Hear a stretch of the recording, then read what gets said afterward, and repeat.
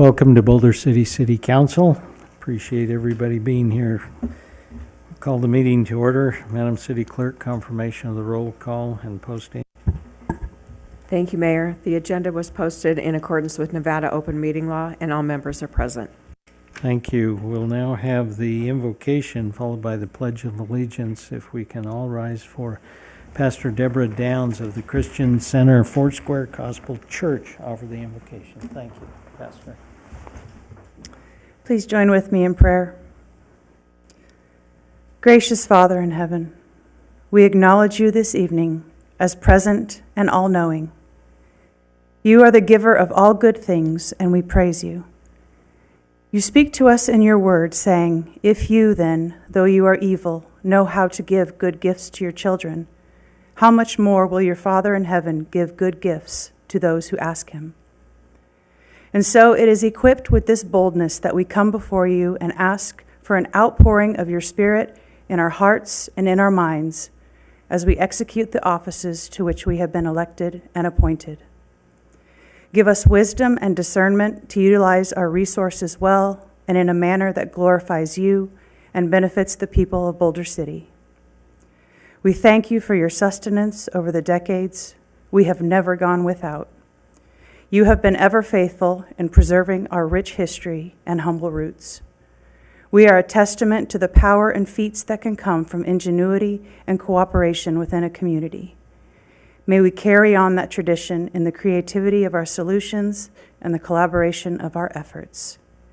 We submit all business to your guiding hand. In Jesus' name, amen. Amen. Thank you, Pastor Downs. If you'll join in with us in the Pledge of Allegiance. I pledge allegiance to the flag of the United States of America and to the republic for which it stands, one nation, under God, indivisible, with liberty and justice for all.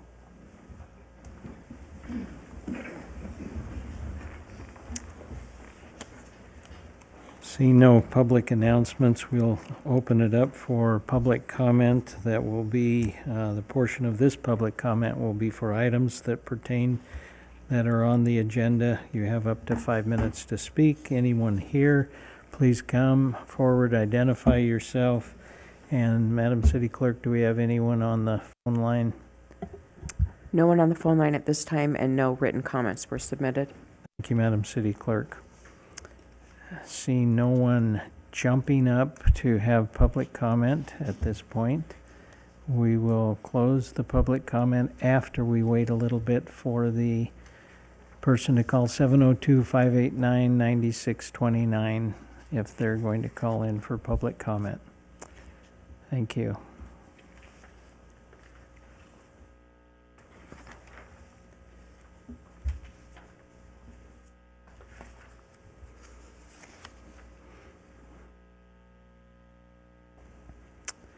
Thank you, Madam City Clerk. We'll move on then to possible action, approval of the regular agenda. Do I have a motion?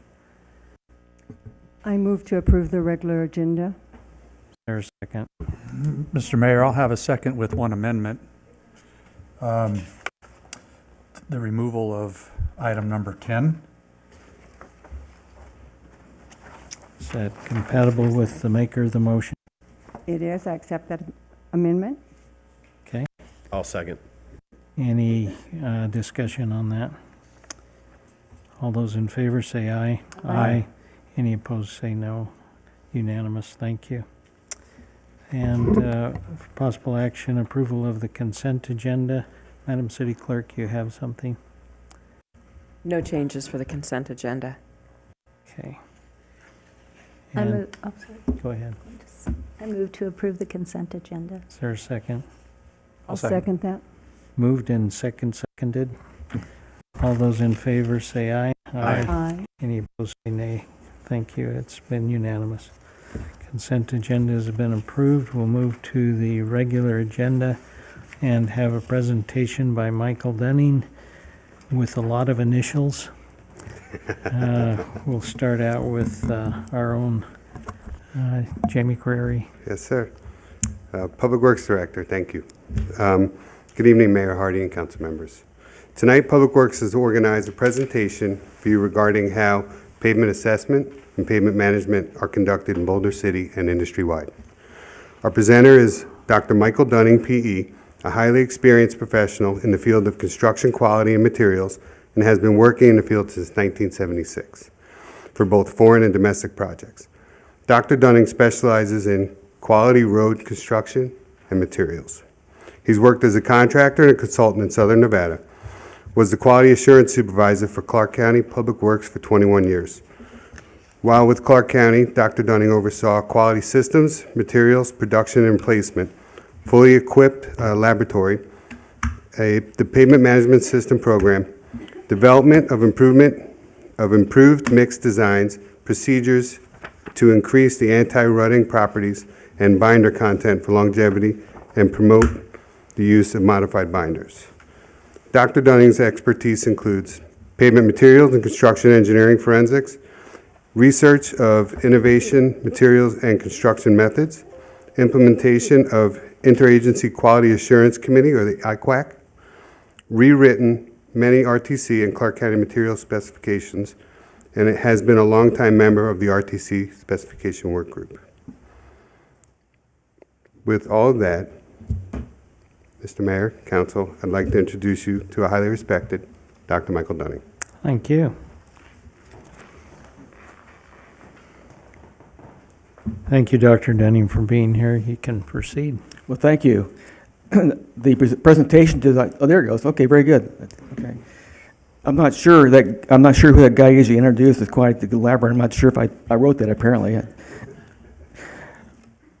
What I'm talking about today has to do with pavement grading, like grading your homework as a school teacher would do from A to F. Okay, there's arrows on here, I know. Oh, right there, I'm sorry. Yeah, okay, gotcha. Okay, good deal. Anyway, what the system does is that we have an A to F grading system, but the grading is actually from 0 to 10.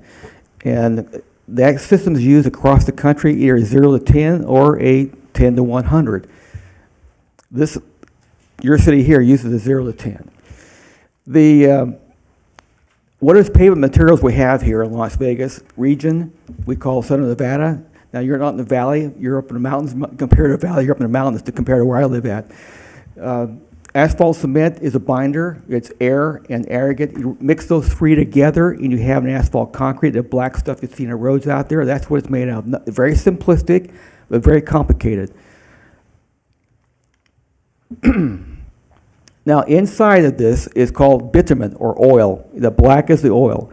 And it turns gray over time because it starts oxidizing. You go from black to brand new pavement, and it starts going gray on you.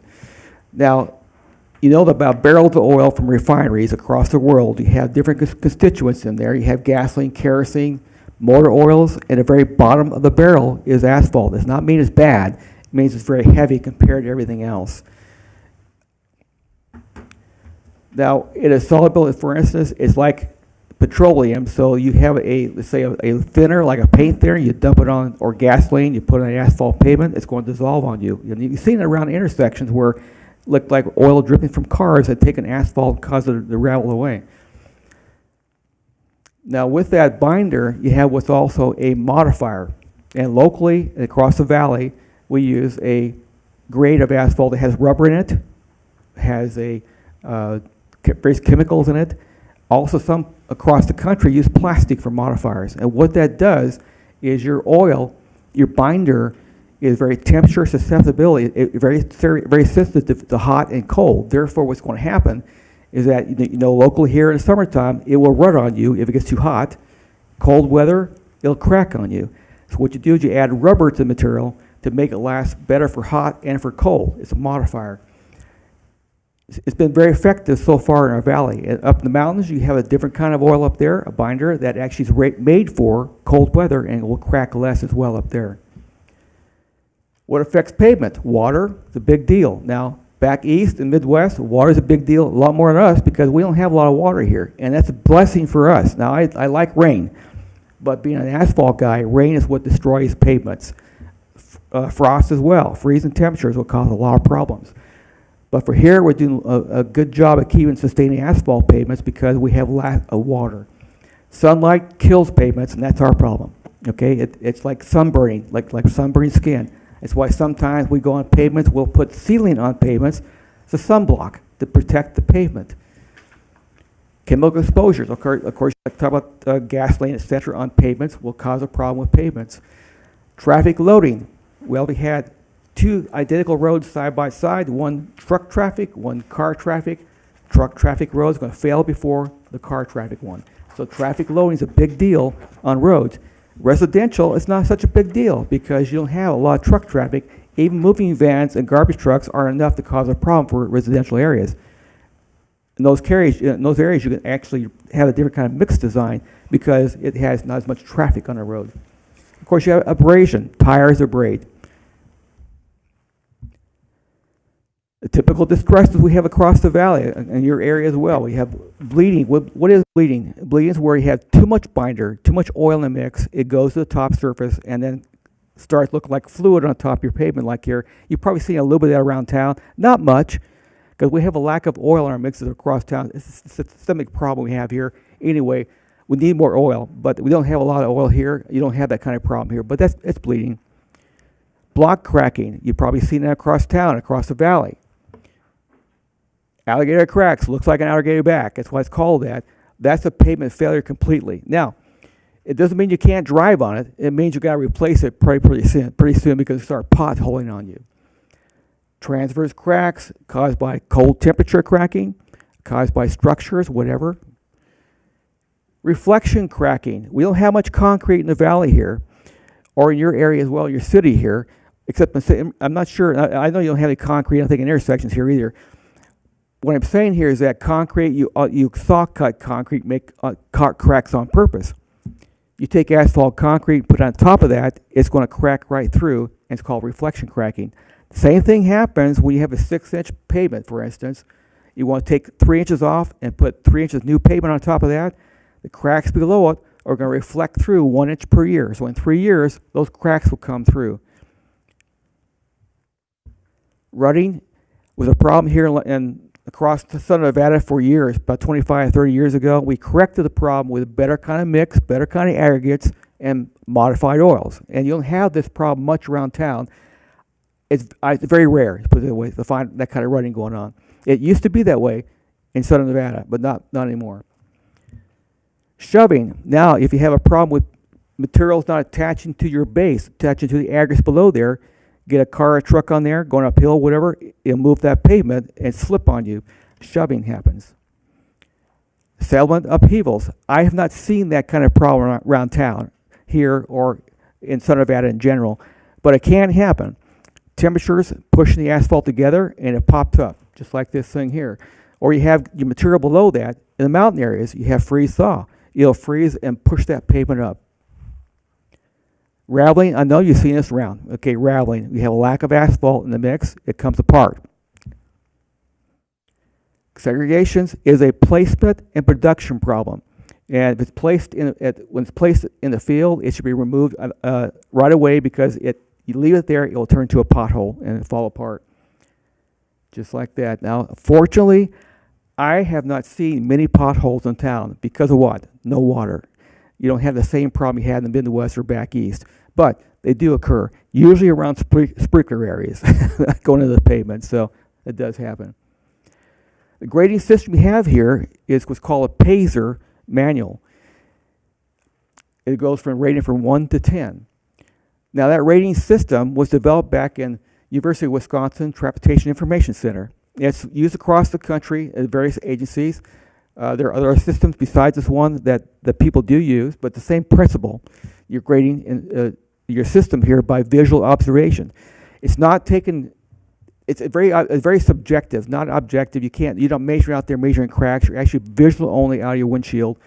Look at the roads, and you have a comparison photograph. This is a 10. Okay, that looks like a 10. This is an 8 or a 5 or a 6, and so that's what the road looks like. And you grade that road the same way on a list of your roads. And what it does not include is your structure. Your structure of asphalt concrete in your base is a structure. It's designed. That visual observation does not judge what that structure is. It does not address material directly. It just says the material looks bad visually. That's all I can say, and give a number for that material. Rideability is also not judged here. You don't measure that as far as this system here. And you have traffic, of course, mentioned before. Traffic loading is not considered as far as a visual. All you can do is look at the visual and look for how bad it looks and put a number to it. Now, there are implied benefits by visual, and said if you have a 8, for instance, or a 5 number, what's causing the problem? You get back to other things like structural or material. You can do that later on, but for sure, you're going to take a look at the picture and say, yeah, that's a 6. We'll go now figure out why is it a 6. There's something causing that problem or not, or just age. This is what's called a deterioration curve, and usually it's for 20 years. And what's happening here is that at a rating 10 starts great on top there, and over time, let's say 20 years, you start deteriorating. If you don't do anything to the road, it will deteriorate for sure. Arbitrarily 20 years. Some roads we know in town, we know in the valley, we know in Boulder City have lasted 50 years. You can drive on a road. Okay, it does not mean you take it up in 20 years. It doesn't look good. It just means the road is deteriorating. You're going to rate it. At some point in time, you're going to have to do something with it. So number 10, you have no maintenance required. 8, little or no maintenance. 5, 6, you require preservation stuff like seal coating, a slurry seal, for instance. You get down to 1 and 2, you reconstruct it. So there are various numbers here for the systems, and it's on this curve. Again, this is an indirect measurement. It's not an objective. You're not out there measuring things physically. You're actually visually only. Now, with this, we want to inventory all the roads you have in the city. Then you don't just evaluate one time. You pick a time of 1 per year, 1 per 5 years. Each agency decides on its own how often do you rate the roads. The roads do deteriorate over time, but slow amount of time. Sometimes an agency will actually hire a third party later to come in to do an eyeball check again to calibrate everyone's eye of the city. You don't have one guy out there, 2 guys looking at roads. You want to make sure they aren't drifting on their calibration as far as what they see versus what the reality is. So sometimes they'll bring a consultant in once a year, once every 5 years, to do a survey that way to check themselves. Not necessary, but sometimes they do. Now, with all of this, you select different kind of treatments across town. Let's say, for instance, part of Boulder City has a rating of 8, and another part has a rating of 5 or 4. Well, each of those streets, you take a look at what can we do to improve that treatment. The main thing here is that when you get a treatment out there, you have a good area and you have a bad area. The theory is that you always treat your best areas first. And the reason why, because it costs less money to repair those, okay, than the bad areas. And it works out, and they've proven this, that you'll actually save money by doing that. So it was called repair your best areas first. Now, here's what it looks like for excellent. Obviously, excellent means a new road. Very good. Okay, preservation needed, some, not much. That's good. Preservation needs some treatment out there. A lot of crack seal in there, probably just a slurry seal. Needs some structural improvement here. A lot more cracking, probably starting to fail. Very poor alligator cracking. This is failed. Now, doesn't mean you can't drive on it. You can't park cars on it. It just means like that. All it says that someday you're going to have to soon replace that pavement. And then you have, of course, a complete failure, a reconstruct. That's a pretty obvious one there. Just want to talk about that deterioration curve again. As you see here, if you don't do anything, with time here, here's some relative costs here. It doesn't say what the cost today is. These are relative to each other, what the costs are. Preservations, and then all the way down to reconstruct. The point here is that if you do not do anything, you're going to have to spend more money with time. The idea here is to preserve the street so it costs you less money over time. So you're going to start push that curve. Let's say it's a 20-year curve. You treat the road, it's going to add 7 more years to life. So now instead of being 20-year road, it's going to be a 27-year road. Same thing again. If you go ahead and, again, after 5 years, slurry it again, reseal a road, you push the time of reconstruct out another 7 years. That's the theory we're talking about here. It's not perfect, but that's the theory part here. What's not considered here It's things like truck traffic. It could be that your road is good for slurry seal and residential, extended out that far. But an arterial or collector road, you can slurry seal it, but that curve still may drop a lot because you got heavy truck traffic you have to address and didn't know that. That's a whole different thing. But the point is, you're preserving it to last and push out that deterioration curve. So in summary here, we have a rapid pavement survey system here. Look for surface defects, surface deformation, cracks, and patches and potholes. What you're doing here is developing a strategy for your entire city to make sure they take care of your roads.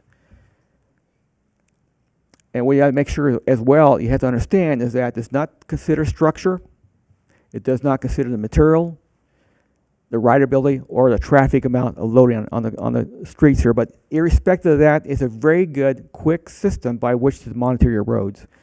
Because everything else I've talked about here, we can't do objectively. It can be done in the office or through other side where by hiring some equipment out there to take a look at the structure and things like that. We've done separately than the survey. The initial survey really takes care of the problem you have at hand. Is where are we in the valley? Where are we? I'm sorry, in the city itself. Are we where we should be? If you want to have your systems, all your roads together as an average entire city be a number 8, then you got to take a look at all your areas in the valley. If you got a 5 over here, well, let's see how we can get up the 5s and the 8s and the 7s up to a number to get our whole average of your city up to where you want it to have to be. Let's say you want an average of 8. Well, that requires you to look at the areas that are down and bring them up.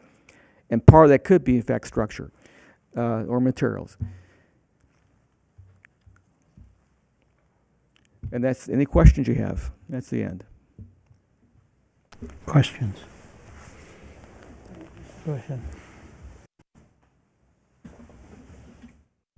Did you say the average life of a road was about 20 years? The average life for design purposes is 20 years.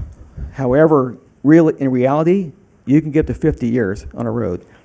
Where that number comes from is Congress. When they first devised the roads clear across the country back during Eisenhower days, is they had to tell designers how long to design the roads for. It costs money. It depends how long you want to make the roads go. So Congress passed a year of 20-year design life. That way, all across the country, they know, okay, now we know how thick the road has to be. That's where 20 years comes from. So it's an arbitrary number based on Congress, but the roads can last far longer than that. In fact, they are, lasting a lot longer.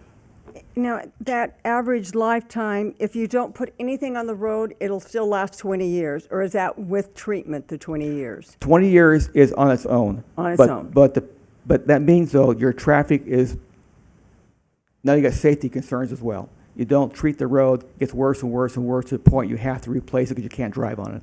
Okay. And my second question was truck traffic in the summertime. Yeah. Is that the worst, and is there a number for that?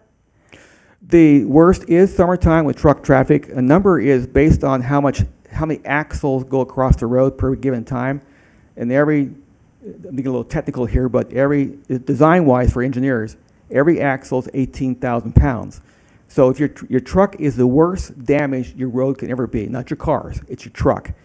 So if your road, for instance, you'll count the trucks and how many axles go across the trucks, and you get a number. And from that number, the designer can say, okay, I have to have this thickness, or is it going to be this based on the number you have. So you're right, there's a number, and you have to go out and do truck counts to get that number. Okay. In fact, RTC has a lot of those numbers already. Oh, they do? Yeah. Okay. And you answered my other question that I had about treating your best streets Yeah. first and leaving the alligators for last. Yeah. We hope not too long, but yes, Yeah. that's the theory, yeah. Okay, thank you. Thank you. Thank you very much for coming. I look at pavement completely different now after looking at this presentation Well, good. today. I was driving and I'm thinking, I know a little bit. I was actually looking at the condition of the roads where I was driving. So I do have a few questions. First off, is there a difference in thickness between residential roads and or highways and freeways? Yes, a large difference, yes. Okay, and what's a typical thickness for a Boulder City road? A residential road, 2 inches. That's 2 design. inches. I'm not sure what you have right now. You may have a lot more, I'm not sure. But design-wise, the 2 inches. Okay. A regular arterial road, in fact, it's in RTC, it's actually describe what you should do. Let's say an arterial would be 6 inches. A freeway, right now, the freeways we have are concrete, mostly, on the 215. Those are 11 inches of concrete. Okay, wow. Also, well, first off, if you have an alligator road, do you have to completely dig it up and reconstruct Yes. from ground up? From the base up. Now, the key point here is why did the alligator? The reason why is your structure failed. It could be your base problem too. So you may have to take off the asphalt and the base itself. That's the design. That's what the engineer has designed for that. Yeah. Okay. And we have a couple alligator roads. Okay. I've seen them. My next question is slurry, because we do a lot of Right. slurry seals. What is slurry made of? Slurry is basically a composite of emulsion, which is a binder, okay? It's like an emulsion that when it dries out, turns the binder.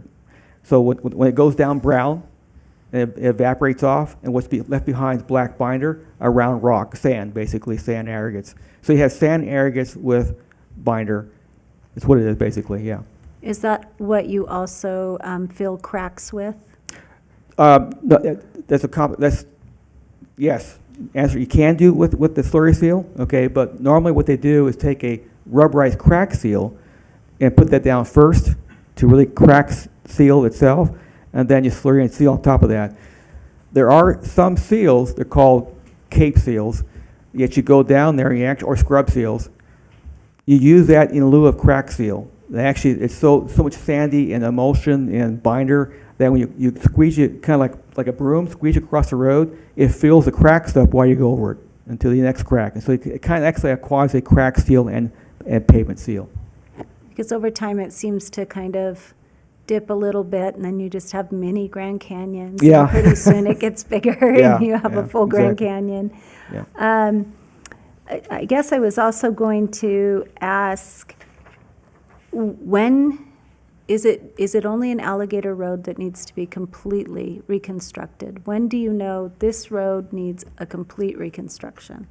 Yeah, that's a good question. Sometimes political, because it depends on the public too. Now, 3 things public like that they have about roads. One, they like the rideability is a big deal for them, how it rides. The second thing is no cones out there at all.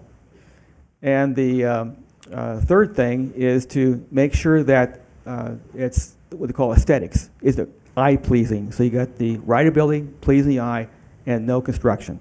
Those 3 things is what they care about. So everything else, as long as it's those things, you can do what you want, basically. So to answer your question, depends on what the problem is. Like a lot of roads you might have in the city, you can drive on them very well, okay? They look ugly, but they're fine because they hold traffic and a car can drive on them. I mean, everywhere across, not just here, but across the valley. There's a lot of roads I can drive on right now that I hate looking at, but they're smooth for whatever reason. So would you take them out? Probably not, because there's money involved here. Where can you put that money in better resources? So to answer your question, alligator is the worst case scenario. You know that for sure with alligator, you don't really have a road. It's just basically an asphalt coated gravel, okay? Because it's not supporting anything on its own. Last question. Okay. When you're leaving town from here and you're on the 95 and you're getting ready to get off onto the I-15, you enter a lot of this. Oh, you're near downtown? Yeah. Okay, I Can was you here when that explain why? happened. Yes, I am that old. Okay, I wasn't involved. I wasn't with the contractor. I was involved with them, but I know what happened. And to not point fingers, I'll just say one thing: is that there was the state agency was involved in charge. And what happened is that the surveyor, who's in charge, didn't understand on bridges. You always build bridges with a camber up. You always build them going up like this, like a camber. So when you put weight on it, it goes like this. It comes down flat. So we're supposed to put a bridge, little archway, like a little arch. And then you put your concrete on top of that, and it'll settle back down flat. He didn't understand that. So he said, well, why we have to have that camber for, let's forget about that, make it flat. So we put the asphalt on there, it reversed down. So all those are reverse cambers because the surveyor did not do it correctly. That's the reason why. That's the truth. And if I go get, I should have said it. I'm probably liable now for mentioning it. That's I'm sorry. Didn't want to get you in trouble. I just that's probably had a that. top secret I just gave away. Sorry, So had that question for so many years, and I just went over it again. I thought, he's Yeah. our guy. So thank you very much Sure. for all your answers. you're welcome. If I can, I'll try to avoid repeating any of the questions. Do we have people on staff here in the Streets Department or Public Works that are certified to do the visual grading of the roads to report to the RTC, or does the RTC send staff out to do our assessments? How's that work? I am not aware of what is done. I know they have a consultant that does that as well. Okay, So I'm not maybe sure. our Public Works Director. Sure. It's not anything we report back to RTC, but we do go out and do a visual. We actually contracted GCW and Horrocks, Horrocks was the one who actually did the Pacer for it, yep. And then GCW is the one who's been putting it all together over the past couple of years, which you see the pavement management report that you have from 2020 to 2027. Right. That's GCW. That's and on the handout I gave you, it was there's a period there where there was nothing done. Right. So now we're in the process of trying to catch up.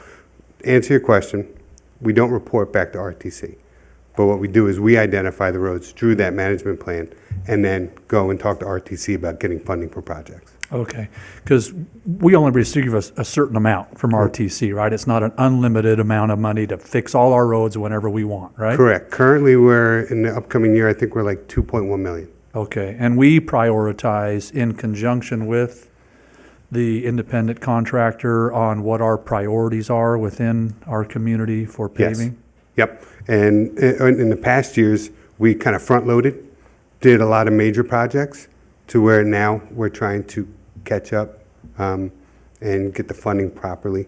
You're not going to see the amount of roads being done that were done because of the funding, but we're in the process of trying to set up priorities and reevaluate the current PACER rating system.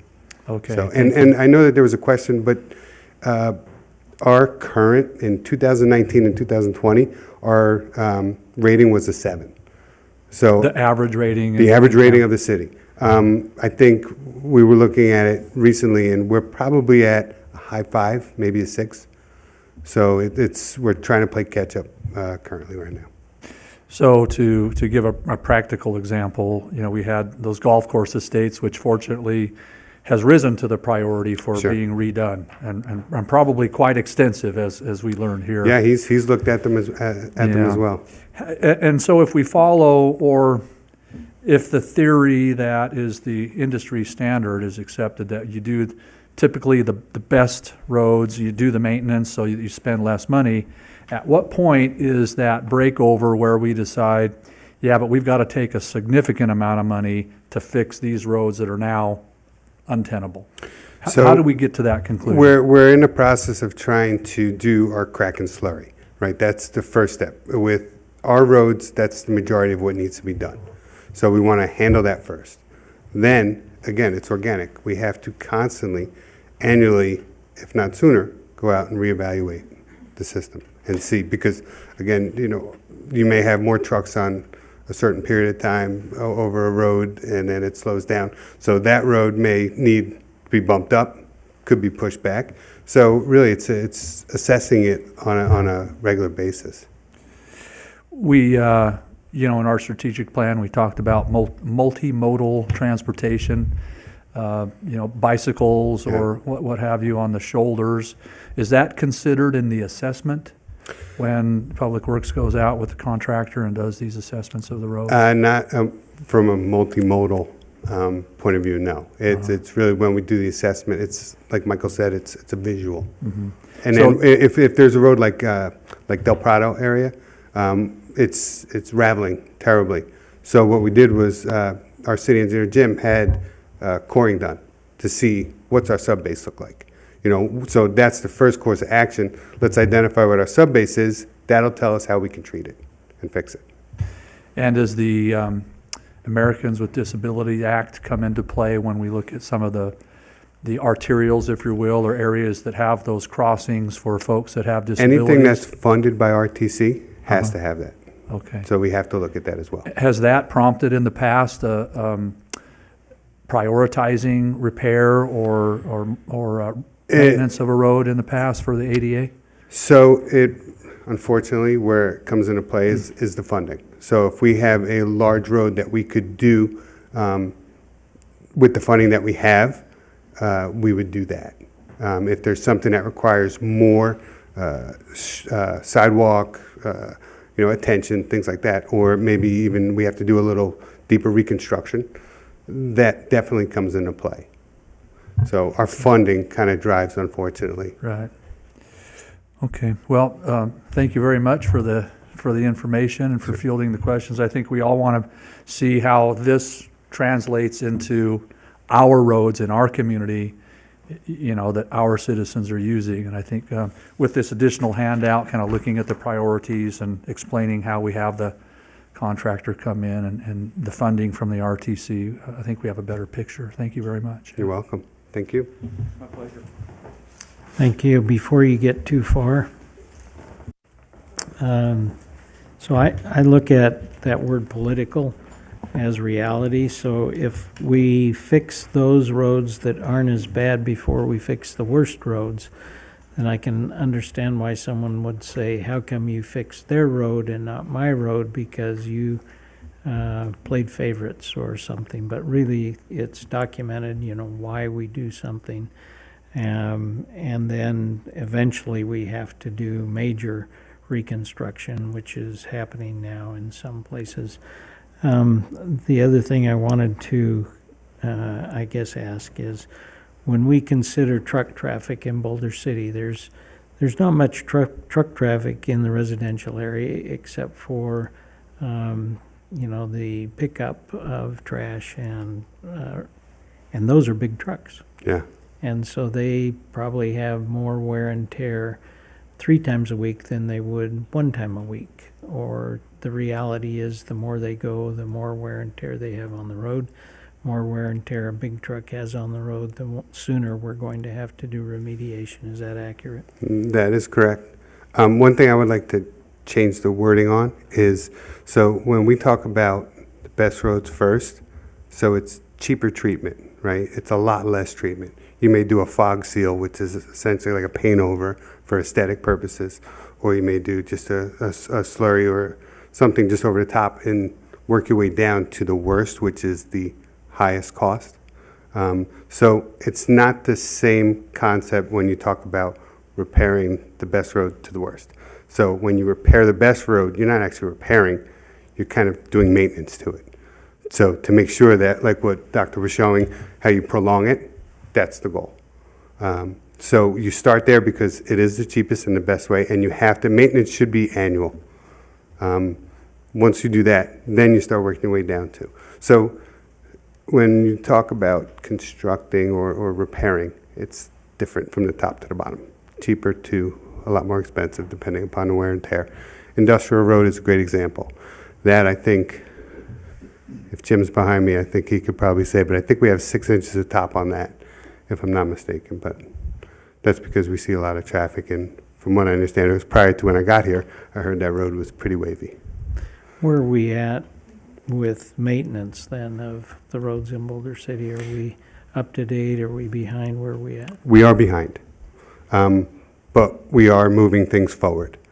24, our pavement preservation that we just awarded, we'll start with crack sealing, and if you see on that handout, it shows that it incorporates a couple years, where we included that into the crack and sealing. We're doing a crack right now, where we're sealing the cracks, because it's colder, and it's easier to apply the sealer to where it's not pushing it. So you don't want to apply it at when it's warm, because when it cools down, it starts to push, and it'll push it out, and then you get that back and forth, kind of like what you were asking about. So you apply the crack now, I'm losing the word, Michael. The crack, the polymer, yeah. So the polymer that you put in for the crack sealing. We're applying that now, and then we're going to put out the bid for the slurry over top of it come springtime. That's the first goal, take care of those streets. Then the next goal is we're going to be reevaluating the current management plan that we have for the next years to see how we can start planning. And I'm already working with Gina over at RTC to see where we can maybe fund properly ahead, take something from next year to try to move forward to see if we can do something a little faster. Appreciate it. Thank Anytime. you. Any other comments or questions? just want to have, Go again. are you telling me we're going to be able to get something that tells us what is from 1 to 8, how our streets are? Is that one of the plans you're coming Yeah, up we're going to with? update the current management plan, the pavement management plan. And when is that going to be? We're in the process of doing it. Oh, right now, Yep, so we should yep. have it shortly. You mentioned one other thing, that you're putting some stuff in cracks. What does that look like, that polymer? It looks like, for lack of a better term, like a thick toothpaste. You know, Okay. it's black, it's a rubberized, it's a polymer. So if somebody sees some, It's like silicone. yeah, if they see the silicone out in their street, they'll know that you. Yeah, yeah. Okay. Okay, thank you. You're welcome. Thank you. If there are no other comments or questions, we'll appreciate what you did and excuse you to sit down and Thank you, Mayor. I enjoy appreciate the it. rest of it. We'll move to item number 9 now, the presentation Boulder City Museum and Historical Association's annual report. Thank you. Before you get started, I need to disclose, just for a moment, I'd like to disclose that I have a commitment in a private capacity to the Boulder City Museum Historic Association, as I serve on the association's governing board as the city's representative. Even though I serve in my public capacity, the Ethics Commission has opined that when a public officer serves on a nonprofit's governance structure, this creates a substantial and continuing business relationship. However, I've been advised by the city attorney that I may still participate on this matter. Thank you. Thank you. That's a tough act to follow, so I'm gonna, wow. I know, I'm interested in asphalt now. My name's John Calvert. I am the chair for the Boulder City Museum and Historical Association, and we're here to give our report for the fiscal year 2022 and 22-23. But first I want to start by saying the Boulder Dam Hotel celebrated its 90th birthday on December 15th with a night at the museum gala. The highlights of the open house event were the exhibit additions made to our 31ers educational outreach room and the improvements and upgrades made to several of the exhibits in our museum. Special thanks to Dave Cohen, Leora Rose, Nessa Cohen, Tiana Marie, Best Damn Taco Truck, I'm going to pronounce this wrong, Hapaholes, Hawaiian Street Tacos, Tony's Pizza, Peggy Eastman, Cheryl Waits, and Lake Mead Mojave Adventures. Our digitizing program continues to expand with 2,000 hours allocated this year for a digitizing specialist, which is up from 700 hours last year. We're hoping to eventually allocate an additional 1,000 volunteer hours to digitizing each year. The digitization project will include all our photos, manuscripts, articles, documents, books, maps, plots, etc., as well as our three-dimensional items. And obviously, with all of that we have, it's going to take several years to fully digitize our collections. As required, we've submitted the following materials to the city. In October 23, we submitted our annual meeting report for fiscal year 22-23, our financial statements for fiscal year 22-23, our IRS 990 filing for 22-23, and then January of this year, list of grants received for fiscal year 22-23, our proposed budget for the fiscal year 24-25, as well as a strategic plan for 24 through 28. So with the boring stuff out of the way, I'll let Tiani tell you some exciting stuff. Thank you. Hi, y'all. I'm Tiani Marie. I am the manager of the museum and collections here for the Boulder City Museum and Historical Association. So I'm just going to highlight some things from the fiscal year of 2022 to 2023. So the permanent exhibit, we welcomed 43,090 visitors through the museum exhibits. The permanent exhibit update, because of the age of our current interactive exhibits and due to museums in general trending towards more visual displays as well as updating our crane and switchboard exhibits, we've added several pocket exhibits utilizing more of our artifacts that we had in our reserved collection. So now all of that is on display. Tour companies, we host 2 to 5 tours a day, 7 days a week. We hosted 21 tours in 2022 to 2023 companies, included Pink Jeep Tours, Sweet Tours, JV7, Las Vegas Tours, Comedy on Deck, Vegas Concierge, National Park Express, and more. Our walking tour that we provide free is, we estimated 5,577 people in that fiscal year. Special and rotating exhibits. Since 2018 kickoff, we have displayed exhibits from the Boulder City Library, the Bureau of Mine Collection, Garden of Growth Boulder City, the filtration plant, the Boulder Theater, the Boulder City First Businesses, and our historic Boulder Dam Hotel, which is currently still on exhibit. Our educational programs, we hosted 540 students during the 2022-23 school year. We also contributed to the out-of-state schools across the United States, providing them with information and educational materials, which included either digitally or we also sent them packets via mail.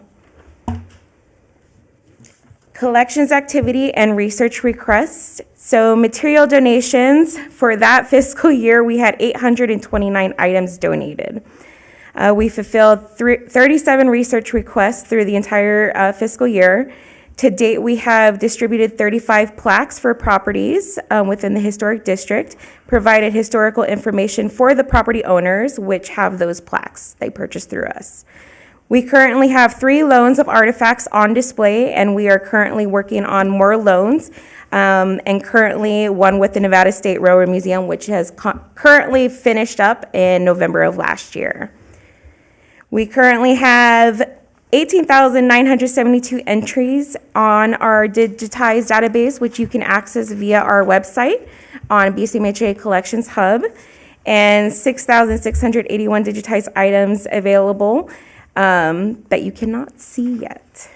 So we are actually progressing very fast. Right now, we are almost done. New update, not fiscal year, but this current fiscal year, we are about done with our photo collections to be completely digitized. So we are almost current with that, which is very exciting. So development, the museum assessment program, we are currently completing phase 3 of the MAP program through the American Association of State and Local History. It guides us to focus on practical, ethical, and strategic standards and practices related to the care, the management of our collections. It also encourages us to look very closely at our operations and refine the plans for the future care of all of our collections. Our volunteer hours for the fiscal year of 22 and 23, we had a total of 600 hours for volunteers. A breakdown is exhibit care and maintenance, we had 221 hours, digitizing 36, educational outreach 49, project focused 30, manuscript collection focus was 213, and archive activities 51.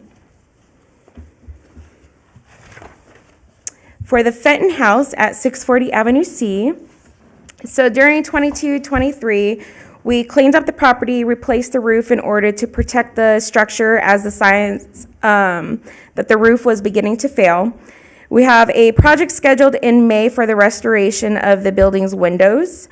We have made this possible with the grant from the State Historical Preservation Office acquired by the City of Boulder City.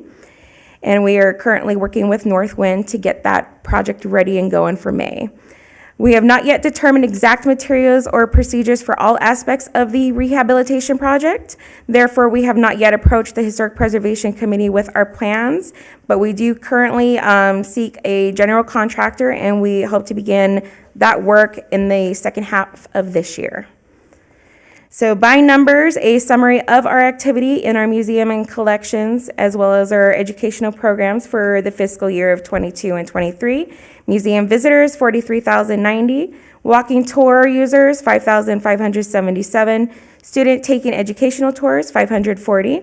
Material donations to the collections, 829. Research requests, 37. And our volunteer hours, 600. Any questions? Any questions? It's a lot. Amazing job. Thank you. Go ahead. I just have a question. What does a typical material donation look like? Or what's a variety of things that the typical? It can range. So sometimes it can be a laundry basket full of pictures all the way down to a tiny little thumbnail from a person who worked on the dam, to a big old box that just shows up on my front lobby's porch, and they say, here you go, and inside it goes from blueprints from the powerhouses and to letterheads of somebody very important contracting wise, down to photographs that are 2x3. Yeah. So it just ranges So is it typically paper or is it also all objects? around. It can be 3D artifacts, it could be photographs, it can be postcards, it could be maps, blueprints. Yeah, anything and everything you can picture. My weirdest one, if you really are curious, has been a bandage or a tooth. Yeah, we have those. Yeah. Okay. That's awesome. The funeral logbook is fun too. Yeah. And there's specific years that you only want to log? So we log specifically all the way up to 1960. If it does tailor to the history specifically of Boulder City, we do go past 1960. But anything contributing to the building of the dam, Boulder City's history, the family, it goes strictly up to 1960. And that is only because of the surrounding areas, the contributing factors, the families, and just the depth of the foundation of the reason the collections is there. Wonderful. I get unsolicited comments all the time from people. They come to Boulder City and they go to the hotel and they look at the museum. And they love it. I had one grandfather say he brings every single one of his grandchildren to come see it. So thank you That's for what what we you're want. doing. That's absolutely what we want. I That's mean, what we want. the objective is to share Yes. what we have. So thank you very much. I appreciate it. Can I ask one more question? Or did you have a question you wanted to ask? Okay, I have one more question I wanted to ask. Can you tell us a little something about Teddy Fenton? I had the pleasure of meeting her, but there's a lot of people in this room or out there that don't even know who she is. So just a brief something about Teddy Fenton and why it's so important to save her home. You know, Teddy Fenton, to me, honestly, what we like to tell everybody, the reason with 640 is because she is a I would say founding father, but she's a founding mother of BCMHA. When it comes to the museum, the reason the collections even exists, she is a huge reason. And that is why, as her living legacy, this is why we are doing what we're doing. The history meant a lot to her. And for it to keep living, it's a living piece of history. She's a living piece. And so to keep it living, it still stands. I think one of the other Go for it.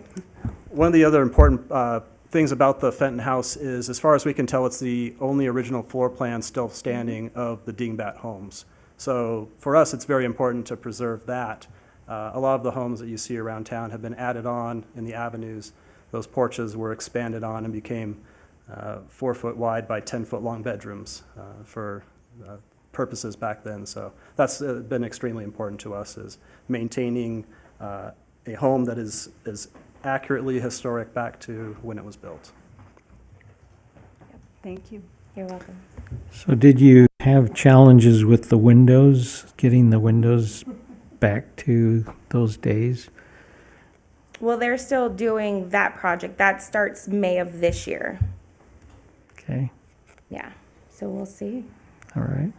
We're excited to find out. Go ahead. You said you're actively seeking a contractor. Do they have to be specific specifically trained to be able to do restoration projects? And is that the hard part of finding one? I think that's actually more of probably another department that we don't have. Yeah, that's more of a answers to. Roger question. Okay. I just Yeah. was curious because to be able to, I'm sure there's a skill involved in being able to put that house back to what it needs to Oh, be. yeah. You would definitely need craftsmen that know how to recreate certain aspects of that area. You can't have someone come in and just stucco it. Yeah. So absolutely. I mean, I'm using extremes there, but yes, absolutely. We want to make sure that the contractors know the methodology to use for restoring houses like that. So it can't just be random, it has to be the right fit. Yes. It's going to have to be the right fit. Okay, thank you. The doctor in me has to ask, was it a used bandage? Yes. Everything medical-wise that I have in my collections is used. The syringes, all of it. Yes. These might be items that you could come help us document. Oh, please, you want to? I'll take another volunteer. By all means. We appreciate your willingness and your passion. Any other comments? If I may. Go ahead. I'll apologize because I don't think I have many questions, but to both of you and the rest of the members who serve and volunteer, all those folks whose names aren't listed, a huge thank you to your dedication and your passion for preserving the history of Boulder City. We are unique, and it's because of our uniqueness in the way that we preserve who we are and who we've been that makes us even more unique, right? So it's just this continuous self-fulfilling and self-sustaining circle, if you will.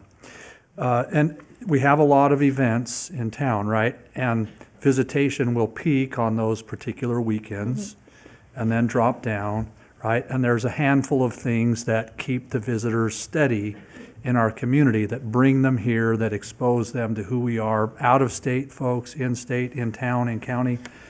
And to see that 43,090 of those folks came here because of the work that's being done. You know, the hotel as well as, right, the museum and all that's done there really elevates that visitor level to the point where it kind of evens out the peaks and the valleys, right? Mm-hmm. And 21 tour companies, that's fantastic. And so I guess I do have a question associated with that. From your experience, anecdotally, I don't imagine you're keeping, sorry, there was a feather floating in front of me. I wasn't doing any kind of divination there.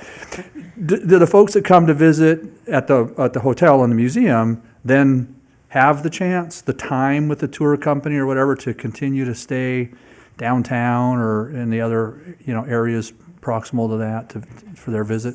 So all of the tour companies I have worked with, they have made it a point to make adjustments per the exhibits.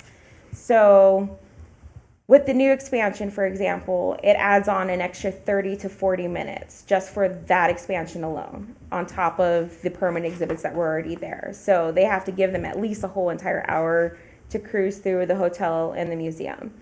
So now the tour companies are giving them a whole entire hour and 45 minutes inside Boulder City just to cruise around, to grab a bite to eat, to go check out the coffee shops, and to just hang out. So that way they can go spend their money to look around our town, to do the walking tour, to meet our locals, and just do whatever they want to do until they have to hop back on that bus.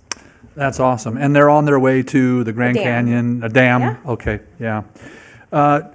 Do you solicit feedback cards or something? And if you do you ever compile and publish some of the feedback that we get from visitors? So back in 2018, I actually started a How Did You Hear About Us program. So whoever willingly wants to, and most of them do, they actually write down where they come from, how they heard about us. So I actually have a complete, a survey of it for the last 5-6 years on it. So if you ever want to see it, I could send it to you. Yeah, I imagine it's extremely interesting. It's you know, to- interesting. It's very interesting where Yeah. they've heard about us, the apps that people have, where we've popped up on. It's very interesting. So, yeah. So when the construction, I do believe that we have in our historic preservation direction and ordinance even, that we have training for the window installers, right? So I think that might allude to what Mayor Hardy was referring to. But when the Fenton House is complete, that's going to be one of our exhibits, right?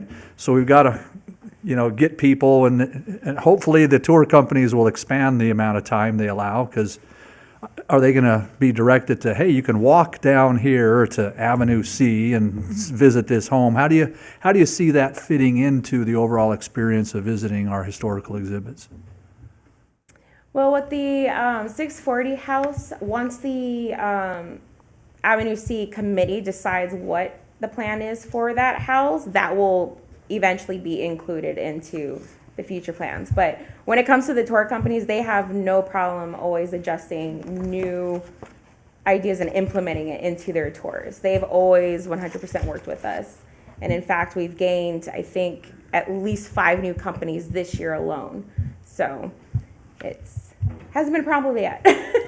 No, I'm not suggesting that it might be a problem, but just Oh, how yeah, do we it's get been them there? great. It's been awesome for us. To walk from the museum to the house, right, yeah. and enjoy that experience. And anecdotally, I can see that the people that are coming to the tours are visiting the local businesses.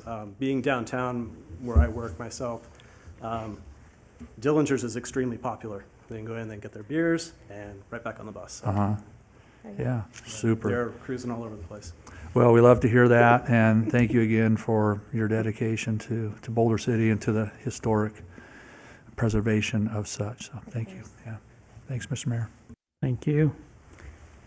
If there are no other comments or questions, we appreciate what you've done and what you continue to do, and your enthusiasm about trying to recruit some of us to help you. Yes. We appreciate the Anytime. city's support as well. Thank you. Thank you very much.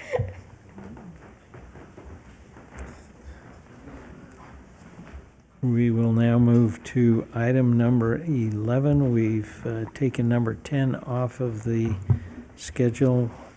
Madam City Attorney. Good evening, Mayor and City Council. Item 11 before you is Resolution 7560. This is the draft ballot question that the City Attorney was directed to draft at the last council meeting. As you know, the City Council has the ability to place a question on the ballot at each general election.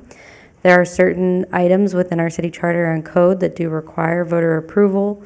One such requirement is in Section 143 of the charter, which requires expenditures from the Capital Improvement Fund to be approved of by the voters. The Capital Improvement Fund is created by the charter. It's funded through our land leases and land sales. 20% of our land lease revenue goes into that fund each year. And again, all expenditures from this fund must be approved by the voters. In 2021, the voters approved $7 million towards a swimming pool recreational project. The city has come up with a funding plan utilizing that allocation as well as revenue from. We hope to sell Track 350 very soon. We're in final negotiations with the land developer. That revenue that comes in from that and other sources to fund a new community pool for the community. The draft ballot question is on page 167 of the packet. This is drafted very similarly to the question that was approved in 2021. Asking for the $7 million, and this asks for an additional $4 million. 4 is a number that staff has come up with as a stopgap that will enable us to build the pool.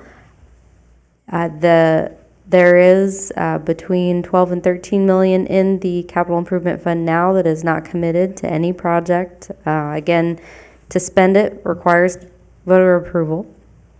So we're asking for $4 million of that, but it can if the council feels that there should be some cushion, just if there is, say, higher construction costs like we've seen this year, if when we finally go to build the pool, if those inflate even more, the council can choose a different number than 4. The money isn't committed to anything and requires the voters to approve of that expenditure. So with that, I'm available for any questions, and if there's specific questions on funding and the pool funding plan, the city manager is available to answer those.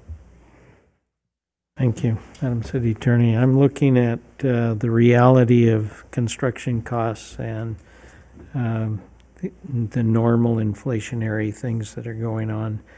And so in order to build a pool, what's the ultimate cost that we have to figure out what it is? The ultimate cost currently is estimated around $36 million. And how much do we have?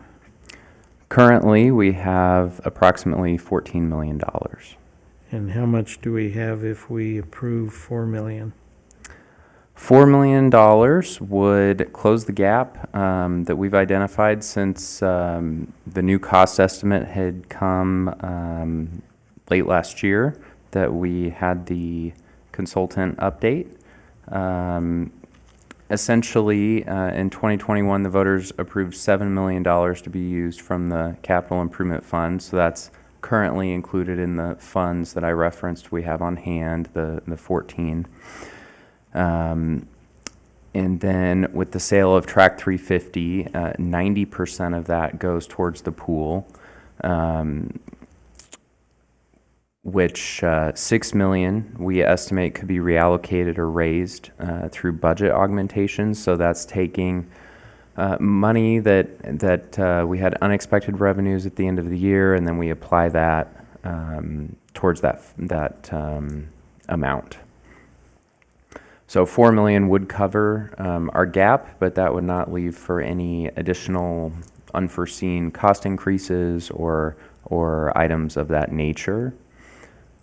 As City Attorney Walker referenced, we do have approximately $13 million of money on hand that's in that voter-approved capital improvement fund that could be allocated towards this, but it does require voter approval. So if a $2 million contingency, so if you took 4 plus 2, that would equal 6.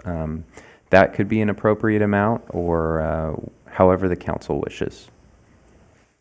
So I'm a little slow on this. We need 36 million. We've got 14 million in hand. That includes our 7 million that we've approved before by ballot. And the budget allocation can come up with 6. So 14 and 6 is still 20, and 20 from 36, you got the 13 million how?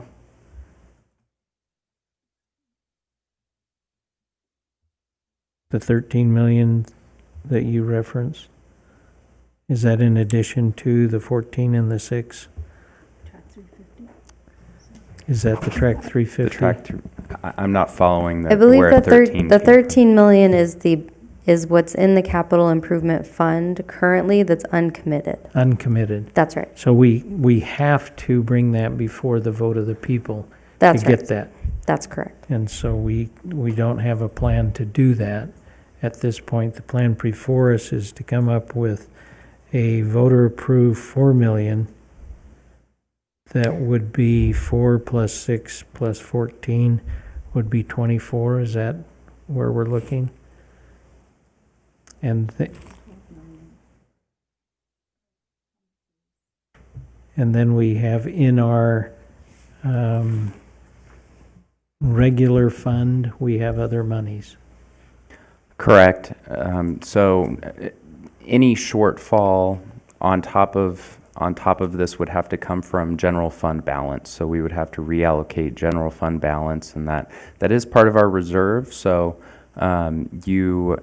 you know, with this voter-approved fund, this is money that cannot be used for anything else, and we do have it on hand, but it has to be approved by the voters to use it.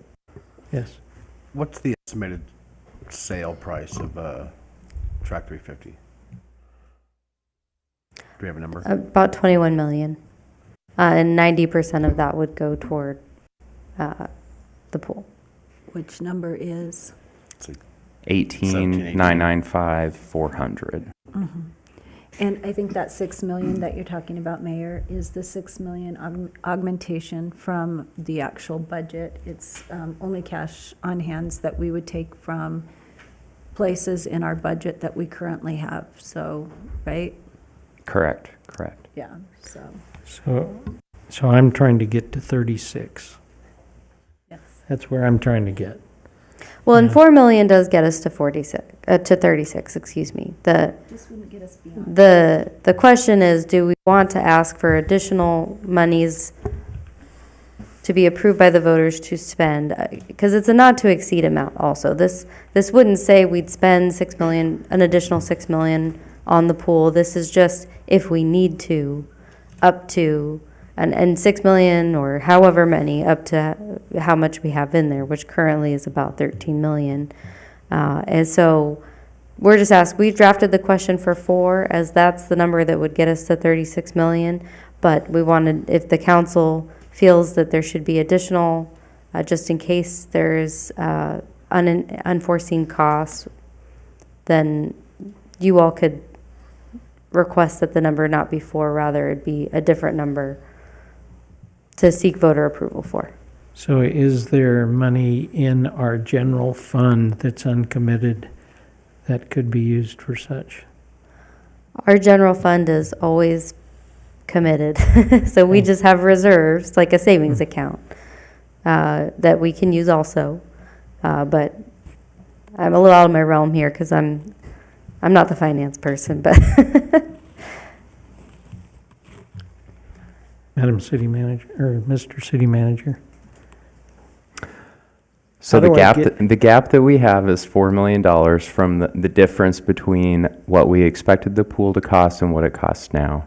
That cost could go up, and we could use other funds to cover that gap if that came up. The voter-approved money is currently on hand and available, so that would not take from any kind of reserve or general fund balance. That would be money for a capital improvement project like this. So if you decided to go with simply the gap that we have today, or generate a not to exceed amount of, for example, 6 million, you could do that. We wouldn't have to use that all, but the flexibility would be there if the voters did decide to approve that question. Okay. Would you mind to explain just for a moment? So a voter-approved fund, that monies comes, as you had said, from land leases and the land sales. And it replenishes every year at about how much? Over $3 million. So $3 million a year comes back into that account. So basically, if we did 4 or even 6, within 2 years, it would be replenished back to the amount that it currently is standing at. That's correct. So then in the future, you could look at another project, like a facility or something of that nature. Right, and I believe the intent of this fund or the purpose for this was, since we cannot take out over $1 million of bonds or whatever, that this gives us an opportunity as a city to be able to do something like this. Otherwise, we wouldn't be able to do a project of this nature.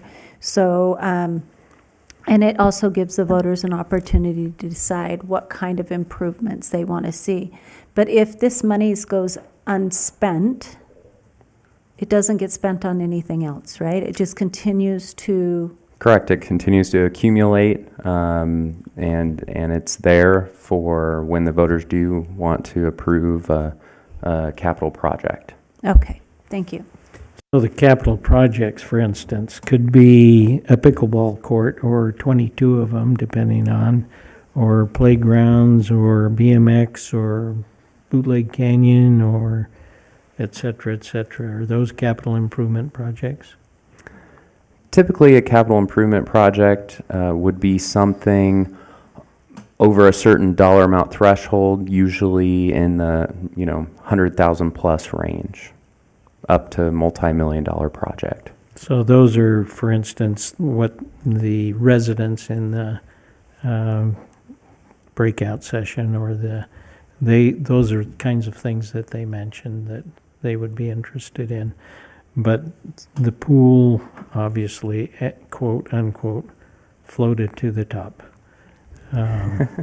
in what we wanted to do. So what's council's feelings? Go ahead. I just want to make sure we all understand that the 4 million would just make it so if we vote on that, it would make it so that at this point in time, we could finish the pool. But if we had any increases in construction costs, and we figure this will take, did you say 3 years to build the pool? Or 4? So it really depends when the first takedown of Track 350 occurs. So from that point, from the point that the land sale contract is signed, we can start design, which could take up to a year, and then when the first phase of Track 350 starts, that could move the process forward. So the 4 million would only cover, and it would seem silly to me to go back to the citizens and vote for another 2 or 3 million, dollars to finish the pool because we'll have it halfway built. So it doesn't mean that we have to use that money, and that money can only be used for the pool. Is that correct? If the citizens vote for it, it can only be used on the pool. That's correct. Okay. So I think we should up the 4 million because more than likely, by the time the pool gets finished, it's going to go over the cost estimate of today. So we should add something in, and I think staff thought 6 million would be enough. I thought 10 million, but I think that would be, we've got to decide what works best so that we don't have to go back to the citizens for more money. Yeah, we don't want to sell ourselves short on that. Yeah. So, yeah, definitely increase the amount. We just need to figure out what's the correct amount. Did I hear you correctly? You said that when we send out the ballot question, it will say up to 6 million? Yes. So that it's not something that would be 6 million no matter what. It was if needed, right? Then it will be up to 6 million. So if it ends up being less, then less comes out of there. That's right. It says not to exceed. Not to exceed. Okay, thank you. Please. Thank you. I think for folks that are either going to read about this or might be watching, it might be difficult to follow. If I can kind of summarize from my perspective and make sure that that I'm on track here so it's clear for everybody. The Capital Improvement Fund, if you take the total, not what's been committed with the prior vote in 2021, right? But the balance in that is between 19 and 20 million, right? 7 million of that was approved by the voters in 2021. So that leaves uncommitted up to nearly 13 million, right? So that's important to know. A question might be asked, well, why, when they asked for the 7 million, when we had that ballot question, how did that become not enough 2 years later? Why are you coming back to ask for more money, right? Even though it's in the Capital Improvement Fund and it's fully funded by leases and land sales, it's still a question that may be asked, and I don't want to leave that unaddressed here as we proceed. I can answer that. At the time that this was, at the time that question went forward, $7 million was what we needed to get there. As you saw, we had I believe it was SCE came to present the new estimated costs of the pool, and the construction costs just went way up. And so that's why we need to ask for more. Thank you for clarifying that. And that needs to be on the record for everybody to understand, right? That we did ask for the amount that was appropriate at the time, but the continued delay in the construction project and the new design, now it's revealed that there's more required. Okay, so I think that's important to understand. I think it's, as has been mentioned by many up here, we're not seeking a loan, we're not seeking a bond, we're not borrowing money. This is money that the city has, we just have to appropriate it according to our charter, right? So that's an important fact to understand. So what we're doing is asking for an additional portion of that 13 million that's uncommitted in the capital improvement fund in an amount of 4 or 6 or whatever we decide on to also set aside for the pool to cover that gap in what was originally or secondarily estimated, around 2021 and what now we know the cost will be. So I think that's really important. So if we add that to what we have on hand, that equates to $14 million. The $7 million that we've been approved to have plus what we have on hand is 14. 18.9 from the land sale of Track 350 gets us to right about 33 million. So we're shy by 3 or 4 million, right?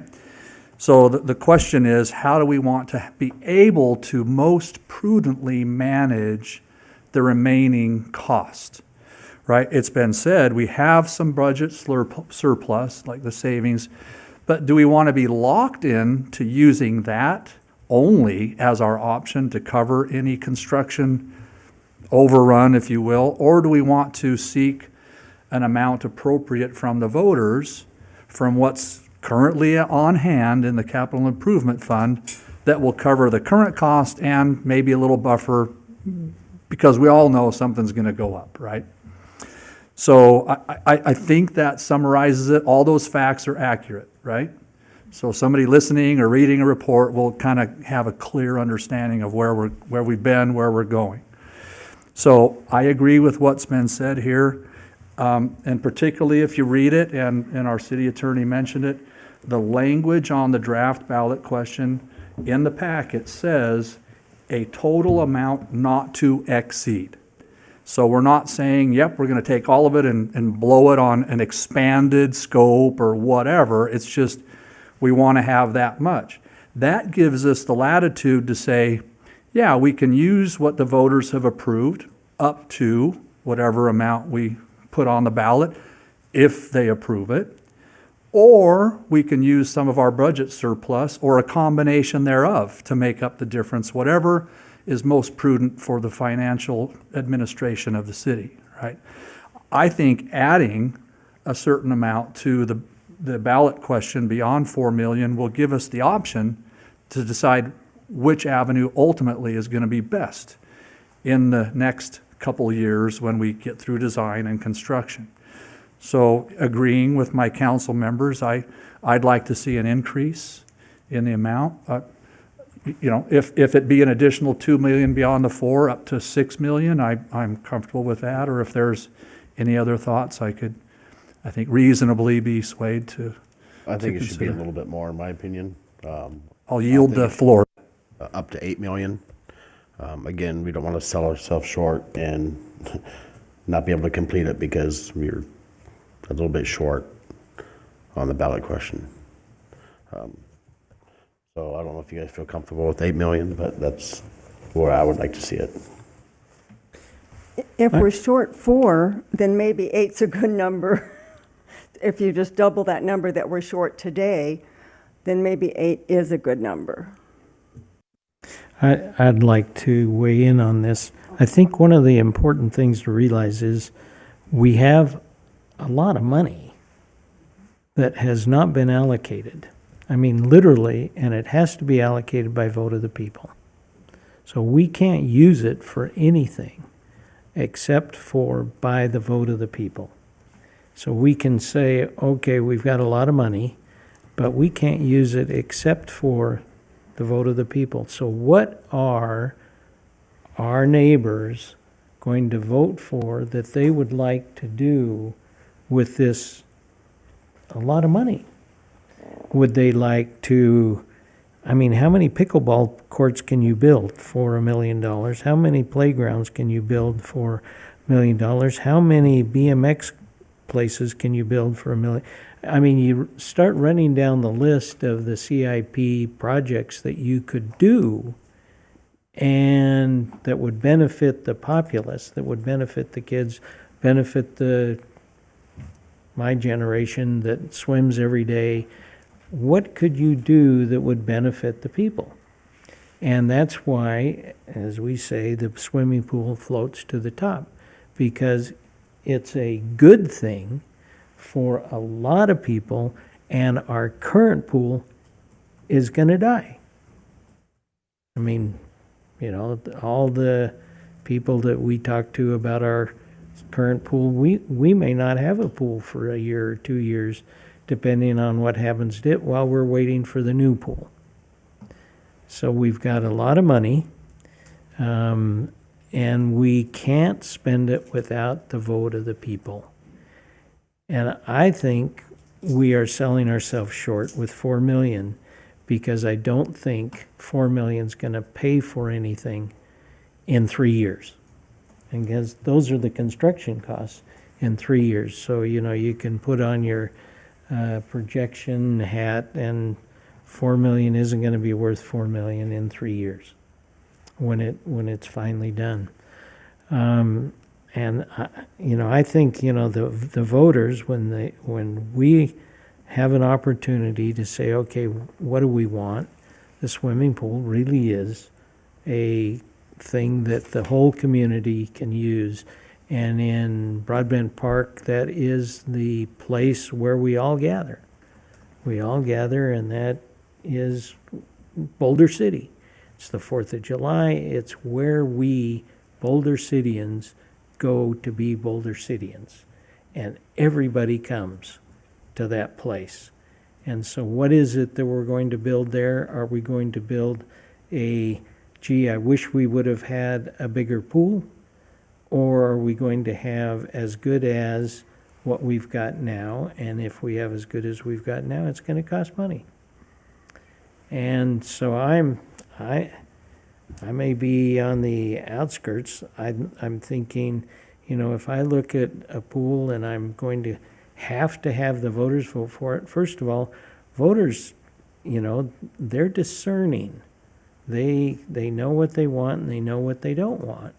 And I don't know that a voter base is going to say, yeah, I want a double-digit increase of anything. And that's why I say, you know, I would be at not a double digit, which brings me to the 8 or the 9, and I would say, what are voters going to vote for? I think they'll vote for 4. I think they'll vote for 6. I think when they get the opportunity to think about what happens when we don't have a pool, because that's going to happen, and 3 years from now, where are we going to be? I think they're going to say, wow, I'm glad we voted for enough money to build the pool with the projection. And I think the comment that you're reading, Councilman Walton, about not to exceed is an important phrase. So if I said not to exceed, that gives me some latitude or altitude that we can say, okay, not to exceed means not to exceed. So if I put on 10 million, I would say not to exceed, which means we don't exceed that. And then we get a pool, and we've built in that portion that we can say, okay, what is it that's enough? And because if we sit here and debate what's enough and we shortchange ourselves, then we're going to say, to your point, you voted for 7, so why are you bringing it back for 4? So when was the 7? How many years ago? 2021. Yeah. So 3 years ago, we increased 3. Okay, do the math for me. And 3 years from now, as a 40% increase, and I'm going to vote for 4, I mean, you're starting to say, oh my, I'm behind the 8 ball.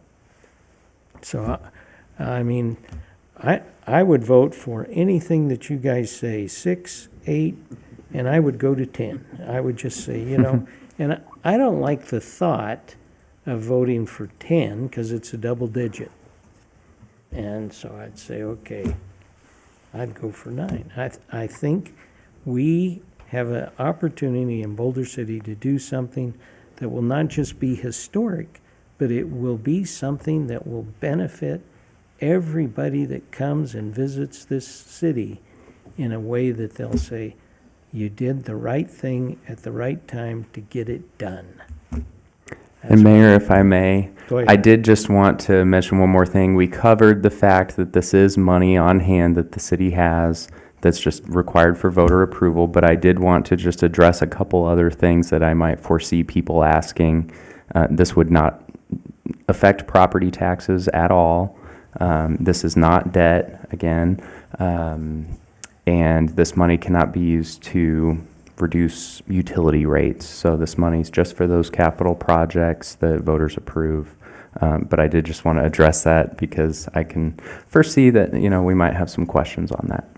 Yeah, I mean, it won't lower my utility. That is an enterprise fund. It's not going to change anything there. It's not going to it's not going to increase my property tax. It's not, I mean, it's no debt. It's money we already have that takes the voters to say, yes, spend it. And spend it on something. Well, what are you going to spend it on? Go ahead. Right, I think too, if you look at the facility, it is accessible by all in our community, down from the very youngest to the very oldest, if you want to say it.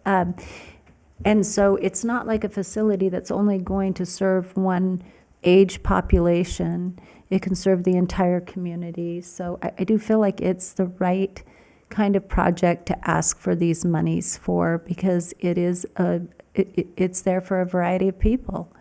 I do not want to come up short. I will say that, because I don't think that does us any good at all. I don't want to put it off any longer. The longer we put it off, the more it's going to cost. And so I think that's unwise. So we need to get the monies. And I do know that one of the factors that we need to factor in is the sale of the land of Tract 350, I think comes in 3 phases, right? Because they can only build in 3 phases. So is all that money going to be front-loaded, or are we going to be getting that money in 3 phases? Right now, the land sale contract is still being negotiated, but that is the general thought, that it would be in 3 phases. It would have to be for our growth ordinance. Yeah. Which also means then, we're looking at that monies over a 2 to 3 year period of time before we actualize the entire amount here. So to get started, like you said, on with our 14 million sitting in here currently, and to do our design. I mean, let's move forward. How long does design take? If it takes a year, then we design, right? We get it done. And then as our monies come in, we move to the next phase, so that we don't find out that in 3 years, when we go to design, we have a $14 million design phase. And so, yes, I think I would love to see the voters want to approve something that would reduce cost by allowing us to get it done. And this is a perfect project because of the variety of people that it serves in our community and the way that it serves them. So I am comfortable, probably under the double digit also, as you said, since you like to call it the double digit. 8 could probably be my high. What about 9.5? 9.5 is almost a double digit. Let's get it done. I like 9 too, so. Okay. I could do it if you do it, I guess, so. What is it, 9 or 9.5? I think Dr. Hardy came up with the best number so far. So I need to clarify something before I go too far. The growth ordinance, they can buy land, they can't build on land, so they could actually pay for all of the land all at once. Is that not true? They could. They could do that. More than likely, though, the builder would do it in phases. The contract will be set up to do it in phases. Just because they typically want to have the development ongoing or ready to go before they purchase the land, so that they'll get that money back more quickly once they sell the homes that are built. So that's more than likely that's under the current contract draft, the developer would have to purchase it in the 3 phases. Thank you. Okay, I'm going to bite the bullet. I'm good for 9.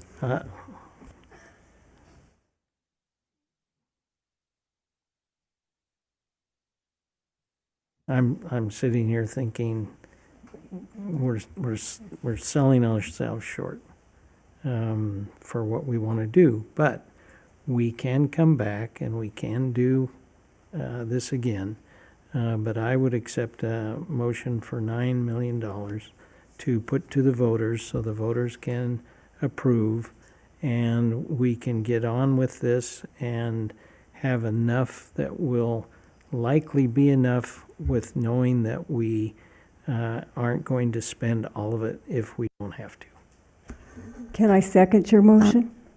Mayor, a motion I think would be preferable for city staff would be a motion to approve Resolution 7560, changing 4 million to X. Now, I like how you're thinking. Where I come from, X is 10. Okay. I went to school.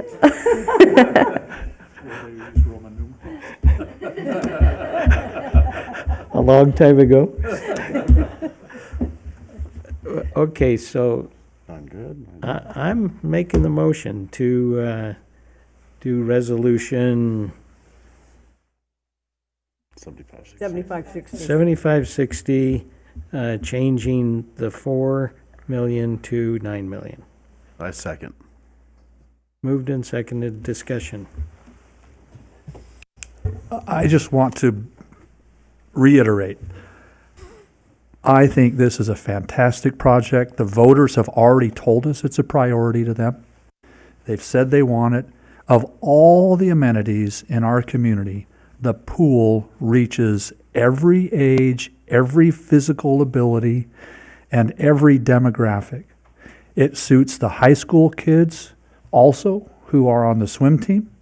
It provides employment for many of our youth in either instructional or lifeguarding opportunities.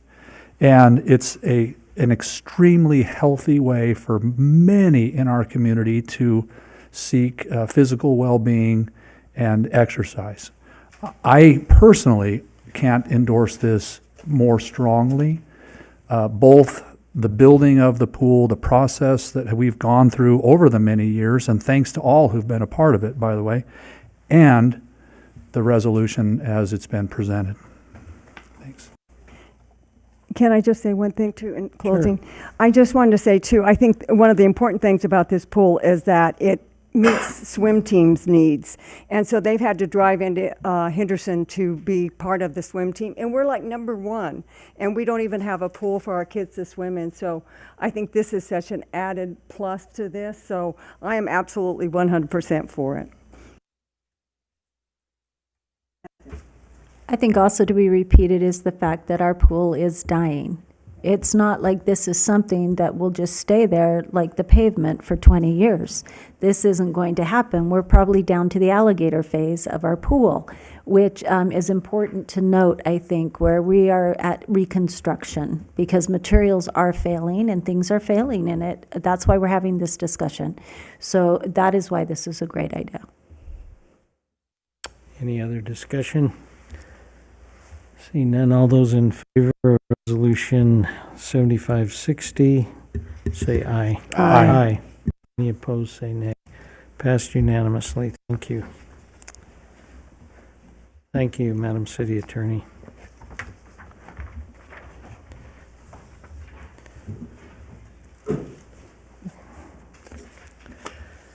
Item 12, Mr. City Manager. Good evening, Mr. Mayor and council members. Item number 12 is the city manager's report for the period ending January 31st, 2024 for that month. This is the claims paid, and I have nothing of note to mention, but I'm happy to answer any questions you may have. Any questions? So we have received your report. And moving to item 13, again, this is the city manager's report, but it is the financial report, unaudited, for the period also ending January 31st, 2024. Nothing of note, but here for any questions you may have. Any questions? Go ahead. Mr. Mayor, can I take the opportunity to invite during this part of the presentation our finance director to join our city manager? Sure. Please, thank you. Mrs. Sneed? If you'll look at the various funds under the miscellaneous item, you'll see that we have far exceeded the budgeted, expected, or anticipated income amount there. In some cases by more than 1,000% income. And I think it's of note to say that our finance department has been managing our funds so well, and by and large, as our finance director has indicated, those are the interests borne on the various funds that we have invested, that they have done such a stellar job in investing our accounts that they have by many hundreds of percent exceeded what the expected amount is. And I'd like to just say thank you. Thank you to our budget director, our finance director and your team, our city manager, and this, to achieve prudent financial stewardship, right? But not to just say it and spend wisely, which is a critical part of this, but also to manage the money wisely and prudently, and to invest it in such a way that we're far exceeding what the expected level was. So I thank you for letting me invite her up here and to say thank you and congratulations, job well done, as you continue to do. This is not a one-off, right? It's been your pattern. So thank you. I just wanted to make sure that we took note of that. Thank you for your kind comments. Would you like to say something more, Ms. Sneed? I think if she did have something else to say, it would be our pool thermometer is on page 217 of the packet, if anyone's interested in that. Thank you, City Manager. Thank you. We'll go to public comment at this time. Public comment, again, limited to 5 minutes each, and you can talk about anything you want. And you can call in 702-589-9629. Anything written? No written comments submitted. And anybody like to come up and say anything, welcome to do so now. Identify yourself. And we will wait a moment to see if anybody is calling in. 702-589-9629. Thank you.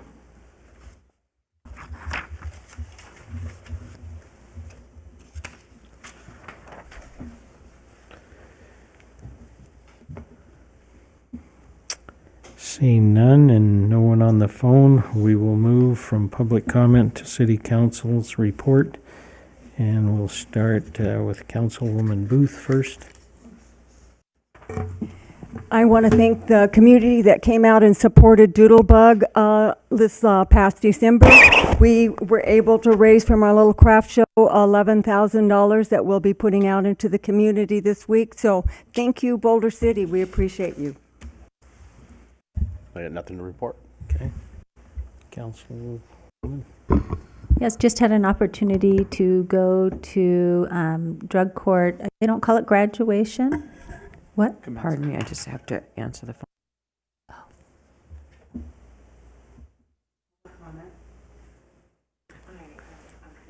We will open public comment on the phone. No, you can go ahead and state your name for the record, please. Okay, my name is Kimberly Gordendike. And my issue is the level of stalking and harassment that's going on in Boulder City right now. I've only been here for 2 years. My stalker moved right down the street from me 7 months later. I have not been able to get any help. I've found about 3 or 4 other people that are going through the same issue, and it seems to be a big gap between police and the courts.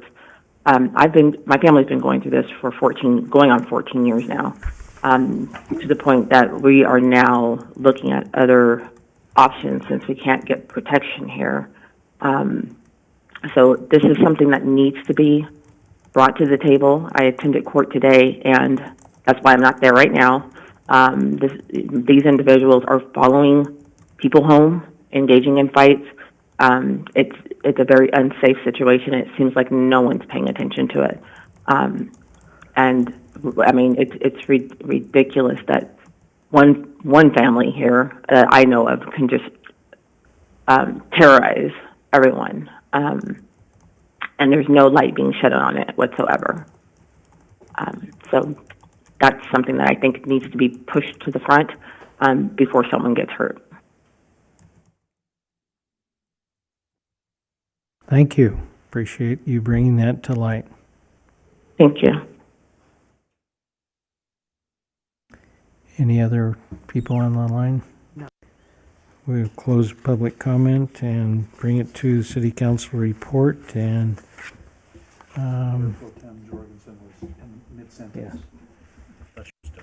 go ahead. Just wanted to point out, had a chance to go to Drobe Court commencement, they call it, where we had some graduates. And I just, again, cannot say enough about that program and the ability for it to take the time to try and rehabilitate and bring individuals to a place where they're able to live in the community and enjoy the community again, and us enjoy them and their successes. So I feel like it's a really positive thing that's happening, and so I'm always grateful to go to that. Councilman? Just today, I had the opportunity to travel with our utilities director, Mr. Stubitz, out to what is termed the Apex Industrial Park within the city limits of North Las Vegas for the Garnet Valley Water Infrastructure groundbreaking. We had the opportunity to associate with both peers of Mr. Stubitz, peers of mine, both elected and serving on a variety of boards in the valley, and to support the city of North Las Vegas in their growth and development. And you say, well, why is that important to Boulder City? Why would we even want to support growth and development in Clark County? And the Water Authority was very prominent in this project. Now, you know, we all have our opinions of the Water Authority, but one thing is certain. We are the most water-secure community in the lower basin, at the very least, along the Colorado River. And that's because of the conservation efforts that we're all involved in and the reuse that Southern Nevada is engaged in, and therefore they can continue to grow because they're reusing. Now, what does that mean to us? Economic development for our neighbors matters to us. They grow, jobs are provided within the area, the economy builds, a portion of the C-tax formula returns back to Boulder City, we benefit, yet we are able to maintain our unique community in great degree because of the growth that's going on over the valley. They continue to grow, they continue to advance their model, and we benefit. So we're happy to support them in their model, the way that they see is best for their community, and the way that they're developing the economy for Southern Nevada at large.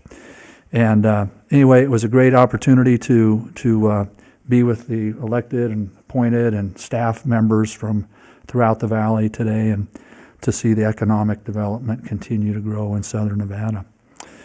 And that'll conclude my report. Thanks. Thank you. I had an opportunity to go to the Mercy train ceremony, and I have to do this.